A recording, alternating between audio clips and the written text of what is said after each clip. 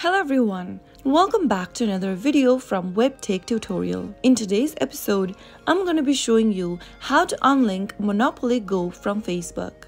So let's dive into the video without wasting much of our time. Launch open Monopoly Go application on your device, and once you're inside the main home page, tap on the menu button at the top right hand corner. Now in the expanded menu, tap on Settings. Tap on the Connect Account button in green from the pop-up, and you will be able to see the list of connected accounts that you've signed in with. To disconnect or unlink Monopoly Go from Facebook, tap on the Disconnect button right next to the Facebook logo. In the pop-up, tap on Disconnect, and you will be able to unlink Monopoly Go from Facebook. So that's how easy it is. If you found the video to be helpful, go ahead and give us a thumbs up. Don't forget to subscribe to the channel by hitting the subscribe button.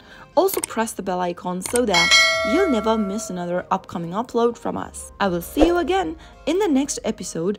Goodbye till then.